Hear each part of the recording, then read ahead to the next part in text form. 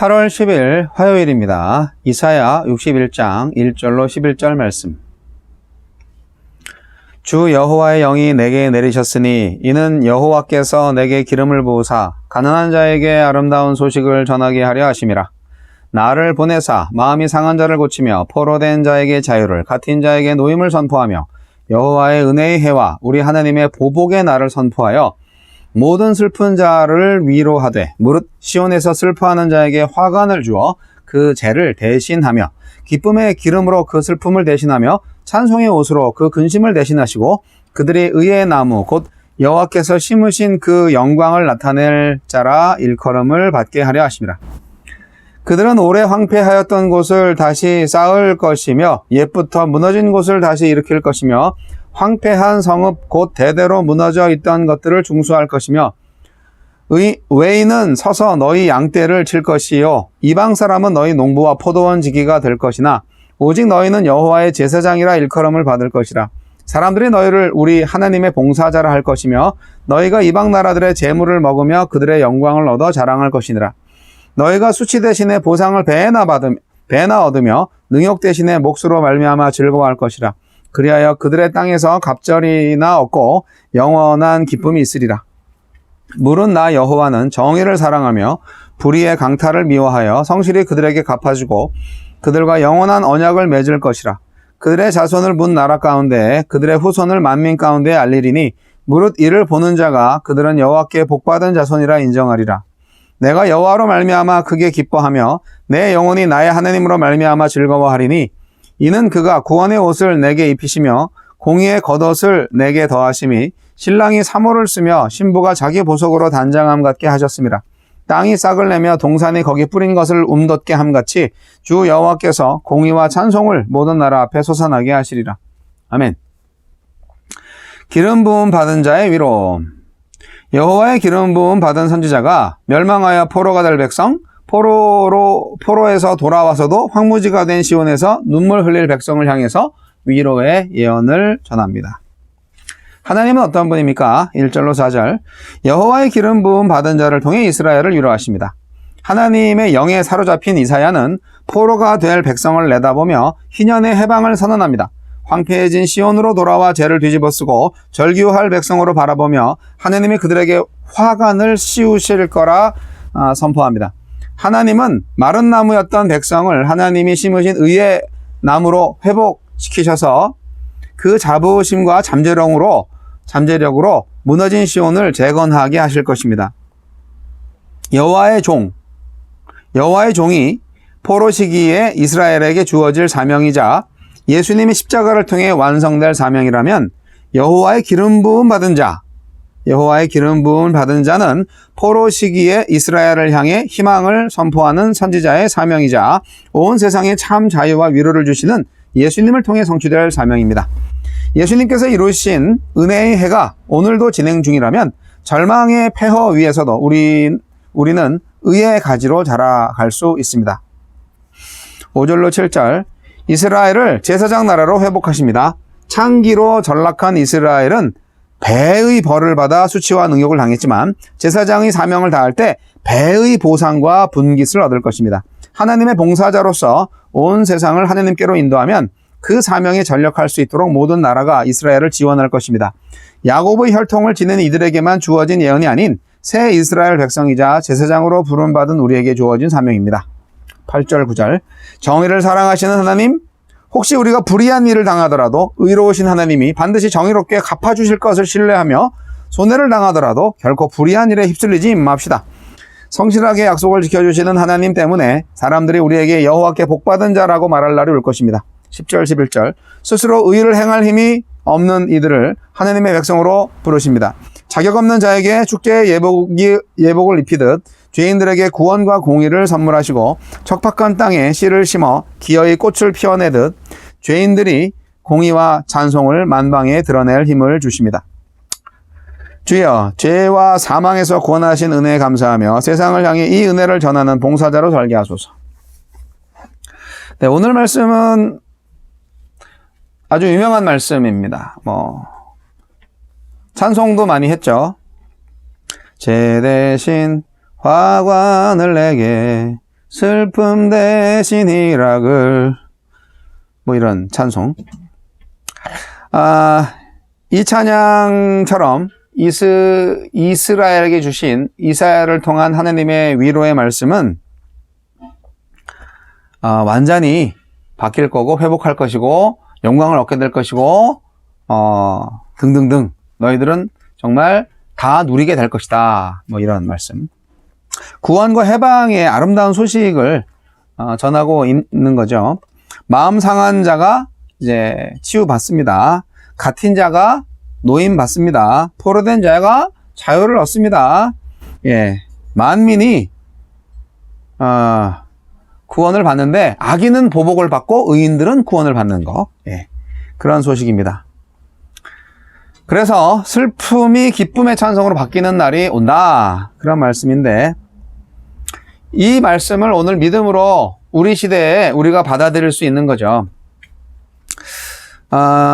민족적인 역사를 볼 때 우리 한국은 나라와 민족의 역사로서 정말 대격변기를 지나지 않았습니까?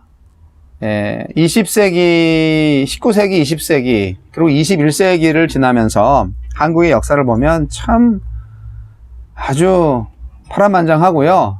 그 비극은 지금도 끝나지 않았죠. 남북 분단이 아직 해결되지 않고 있고 중국과 일본, 북한으로 둘러싸여 있는 뭐 러시아까지 이런 강대국 틈바구니 안에서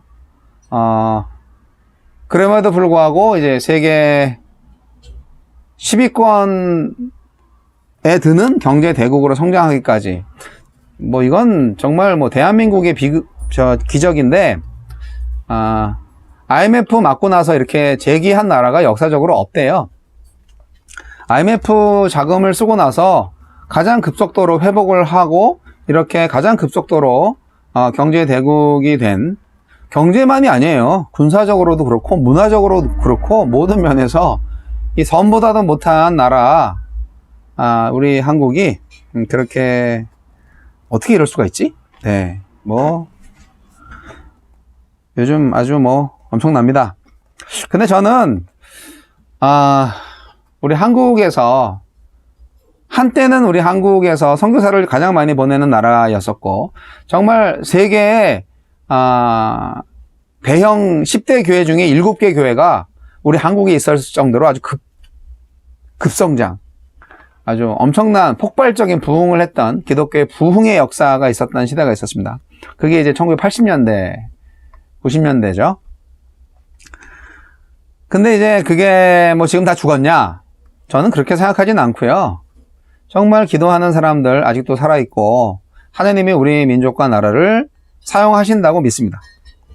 그런데 우리 주변의 강대국들을 보면 참 우리나라가 잘 되는 거를 못 보시는 것 같아요. 어떻게 하면 흠을 잡고 어떻게 하면 이용해 먹을까 그런 생각을 하는 것 같아요. 여하튼 제가 믿기로는 뭐 시간 문제지 하나님께서 우리 민족과 나라를 사랑하시기 때문에 머지않아 우리나라가 통일이 될 거고요.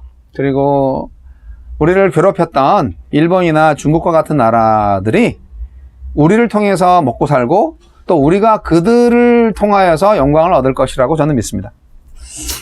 오늘 말씀하고 딱 맞는 말씀이죠. 하나님께서 하시면 뭘 못하겠습니까? 사실 중국도 6.25 전쟁 때 뭐 우리나라 쳐들어와서 많이 죽인 나라죠. 일본은 뭐 말할 것도 없고요. 자, 그러나 하나님께서 회복시킨다. 얼마나 멋진 말씀입니까? 여호와의 은혜의 해와 우리 하나님의 보복의 날을 선포하여 모든 슬픈 자를 위로하되 이런 말씀 들으면 가슴이 막 뜨거워지는 것 같지 않으세요? 이 말씀이 이스라엘에게 주신 말씀만이라고 한다면 뭐 상관없겠지만 저는 이 말씀을 믿음으로 받아들이는 모든 민족과 나라들에게 동일하게 주어지는 말씀의 약속이 된다고 저는 믿습니다. 오래 황폐하였던 뭐 이런 부흥의 찬송을 이제 부르면서 오늘 본문 말씀 많이 생각을 하게 되는데요. 하나님께서 우리를 제사장이라고, 예, 하나님의 봉사자라고. 어떻게 우리가 하나님의 봉사자가 될 수 있어요? 엄청난 특권 아닙니까? 신의 자리에 초청받은 거잖아요. 우리가 하나님의 제사장이다. 제사장이 아무나 됩니까?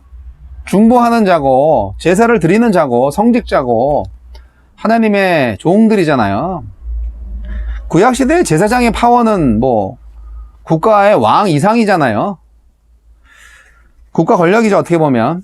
예배를 안 드리면, 뭐, 그게 국가 존립이 되는 게 아니잖아요. 하나님의 나라니까. 그래서 하나님께 복을 받은 자손, 이스라엘처럼 오늘날 많은 믿는 자들의 나라가 하나님께로부터 복을 받은 자로 살아갈 수 있고, 그것은 바로 제사장으로 초청받은 자이고 하나님의 봉사자로 초청받은 자라고 생각을 합니다. 우리가 사는 하나님의 나라는 어떤 나라입니까?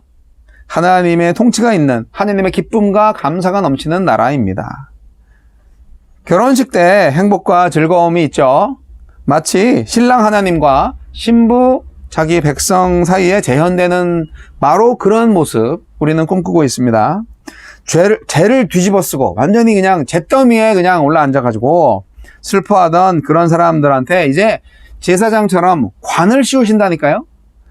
땅이 새순을 내고 동산이 씨를 자라나게 하는 것처럼 하나님께서 모든 민족 앞에 공의와 찬송이 솟아나게 하실 것입니다. 할렐루야. 모든 나라가 즉시 이스라엘의 영광과 축복을 이제 노래하게 될 것입니다. 그것이 다 하나님으로부터, 여호와 하나님으로부터 나올 것임을 알게 되는 것이죠. 그래서 세상이 이제 우리를 보고 축복된 자라고 막 얘기를 하겠죠. 근데 그게 내가 잘나서가 아니라 하나님의 은혜 때문임을 알아볼 수 있게 되는 것입니다. 그러니까 우리가 이 약속대로 사는 거죠. 이 사명이 또 필요한 거죠.